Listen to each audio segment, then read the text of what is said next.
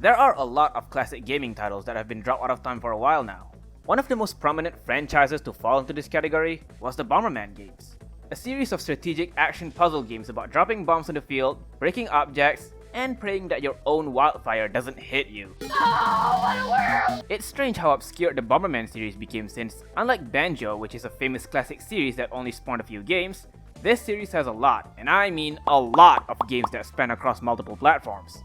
Yet despite never getting that big, it does manage to become cult classic material for many. And nowhere is this more prevalent than the most notable series in the franchise, Bomberman 64. If you ask someone what's the Bomberman game they remember the most, barring the oldest and newest ones, they most likely will point to this game. Bomberman 64 is considered one of the N64's many secondary classics, whereas its sequel, The Second Attack, is viewed as a hidden gem. Both of these games take the standard action puzzle foundation of the classic Bomberman and hone it up with some adventure elements, including written stories and detailed level designs. I personally have indeed played these games when I was young, and remembered having some fun memories about it, as well as the not so fun ones. I figured it's time I dig these games back out and see how well they fare out today. Are they truly classics that deserve more recognition, or is there a good reason they were as buried down as they are? By the way, I'm only gonna cover the two Bomberman 64 games. Bomberman Hero is not gonna be in this selection as it is a significant departure from what these two games present. I may cover that game another time, but I'd rather keep the focus where it should be for now. So with that cleared out, it's time we light the fuse and give the original an explosive welcome. Oh boy, the OG Bomberman 64. While I haven't played this game in quite some time, I did remember how amazed I was when I first played it. It's cool to see how Bomberman has long risen from its standard gridded arcade form to this grand, free-roaming adventure style. Planet Bomber fell under attack by the forces of Altair's masked warriors as they wield a destructive weapon known as the Omni-Cube. It's up to Shirobon, aka White Bomber, to put a stop to their invasion and save his home planet. A space knight named Sirius joins the fray and assists you in your journey as you tear down the anchors of Altair's terrariums one by one. The game still maintains a lot of what you expect from a Bomberman game. You drop bombs, break objects, get power-ups, kill enemies, solve puzzles, and beat the level. All the Bomberman standard moves you can find in games like the Super Bomberman series can be found here. Bomb kick to move your bombs and stun enemies, bomb grab to lob your bombs higher and pump them up for greater power, and the remote bomb, which lets you detonate your bombs at any time with the press of a button. Other than that, you got your standard upgrades for bomb counts and fire powers, as well as the red bombs, which helps you break through much more durable objects. One of the new mechanics introduced in this game is the bomb jump. You position bombs down a lower platform so you can bounce from one higher platform to another. This mechanic is really useful for speedrunning capabilities, and it's a great addition to the 3D style Bomberman gameplay, but the game can get a little trigger happy with it. Okay, let's not get into that for now. What about the adventure style twist? Given that it's in 3D as opposed to the standard 2D top view, there's a lot more done with the layers of puzzles and platforms in a lot of these stages. One stage has you drain out the water of a gated river to walk through the lower level of the stage, and another has multiple junctions with mine tracks leading to different caves and compartments. In case you're afraid that the 3D stuff's gonna do damage to the camera, the game prepares you with the ability to turn the camera around so you can view the stages in any angle that suits you. Every terrarium has 4 stages, 2 regular adventure stages and 2 boss stages. Each of the boss stages comes with either a battle against a fellow bomber warrior or a clash with the guardian titans of the biomes. The bomber battles are usually pretty standard. They all fight with bomb attacks as Shirobon himself, and each come with their own special moves. Artemis has a flame kick projectile that can kill you on contact, which also provides her with momentary levitation. Orion has a barrier that can knock you out cold for him to toss you out of the ring. Regulus has his flashy blade dash, and Altair teams up with his pet Vega as they fire lasers at you and teleport around the field. While the first 2 fights can be tricky, the latter 2 have significantly tamer AI, which leaves them more exposed to getting knocked around. And then there's the Guardian fights. These plays more like what you expect from a standard boss fight. Attack the big monsters several times in their weak spots, while dodging the barrage of special attacks to win. Most of them can be a little tricky due to the lack of camera control to help you with hitting their weak spots, but at least it's simple enough to figure out how to defeat each of them. That is, except for Cerberus. Good luck trying to figure out how the frick you're supposed to hit this guy or dodge his goddamn homing missiles. I swear whoever designed this boss is a freaking psycho! Oh yeah, I can only hide from it for so long, can I? It did take me replaying the game to be able to recover all the memories, but now that I did, I find myself recalling that some of the issues with Bomberman 64 are a lot more severe than I initially remembered. While the game appears really fascinating in its level and boss designs, there are certain small yet very relevant mechanics that make the experience way more violent than it has any right to be. First of all, if you take damage in this game, you die instantly. No health bars, nothing. Flames, blades, heavy objects, and even your own bombs can kill you. Every time you die, you start back from a predestined checkpoint, run out of lives, and you lose your upgrades as well as your progress throughout the level. This gets fierce really fast, as every coming level will continue to pile up on its enemies and hazards. Your only salvation is to obtain a heart from certain enemies in the game to provide you with some cushioning. However, you can only hold one heart at a time, and the enemies that drop them are usually not the easiest to kill. You can get them easily by tearing them off of a bomber boss, but if you lose it against a guardian, have fun surviving with what you got left because each hit is just gonna get the life torn out of you. The lack of a health bar alone ought to amp up the difficulty of the game, but it goes further when you see just the kinds of puzzles you have to deal with throughout the levels. There are certain pieces of collectibles you can get in this game by taking an extra mile with your puzzle solving fortitude. These are the costume balls and the gold cards. Costume balls give you accessories to customize your Bomberman.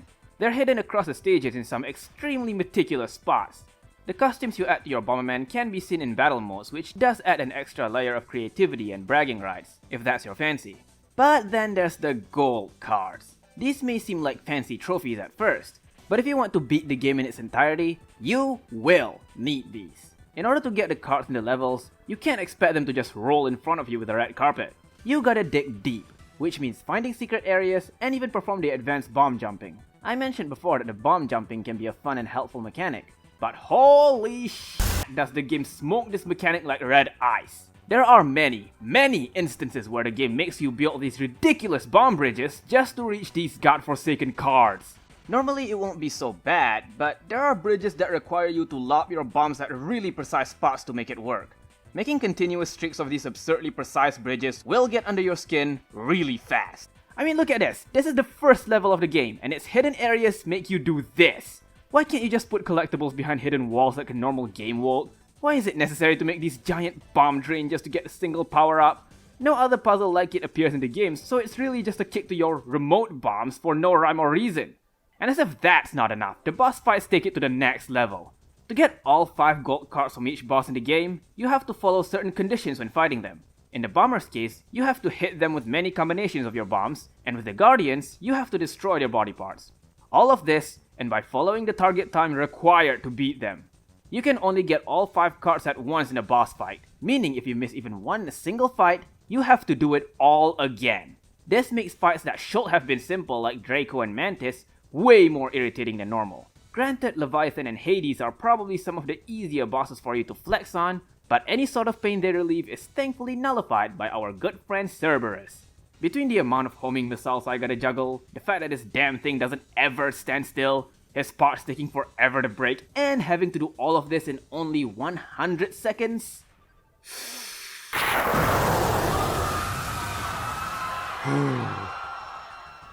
From here on, I'll be entering spoiler territory, so if you want to be cautious, skip here for the conclusion.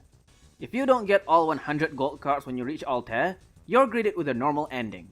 Regulus takes Altair away and the invasion is seized. Sirius didn't quite thank you for your efforts, and then just leaves. A serviceable, albeit basic ending. If you do get all 100 however, you're greeted with a plot twist. Sirius kills Altair and steals the Omnicube. He reveals how his whole story life has been a lie, and decrees to destroy Planet Bomber himself as a token of gratitude for you. Thanks a lot, bro. Considering everything I had to go through just to have you shit on me like this, tearing the life out of you is gonna be delectable. This is when you enter the true final stage of the game, the Rainbow Palace. They're really small stages that don't offer much in terms of depth. So to compensate for that, they take what's left of the red ice and sprinkle it all over their cerebrum. I mean, just look at this! You have to do this to beat the stages, by the way. Good luck not messing up one bomb placement. Worst case, you get a suicide if you're stuck somehow. Oh, and have fun getting your progress interrupted by infinitely respawning enemies too. I know these are supposed to be special stages, but surely there are better mechanics to center your levels around than this. I will say this, the Guardian boss Spellmaker is a pretty fun boss. Despite not having the remote bomb to fight him with, he managed to be a decent challenge with gimmicks that are fun to figure out, albeit confusing as hell. It's a good thing you don't need to get his gold cards because at this rate, it's not worth it. The final boss fight against Sirius is interesting. The first phase has him flying around with his Omni Cube, lasering you down while taking no damage himself. You could either attempt to trap him on the ground, which is really frustrating to do, or take a shortcut by bouncing him off of the stage with a pump bomb. The latter is preferred for your sanity. In the second phase, Regulus comes to the rescue, destroys the Omni Cube, and assists you in fighting Sirius to the death. It's a pretty easy fight when you can just let Regulus take all the beating for you while you get busy setting up traps against the big bad. Sirius then dies dramatically, and the mission to save Planet Bomber is a success. Afterwards, Regulus congratulates you for your efforts, uncompassionately, and vows to one day settle his score with you for good. So that's Bomberman 64. I'll admit, I don't remember the single-player campaign being this absurd. It's still a lot of fun to play if you're doing it casually, and the kinks that made the game kinda hard doesn't detract from the enjoyment all too much. However, trying to get all the necessities for completing the game is so ridiculous that it's almost not even worth it.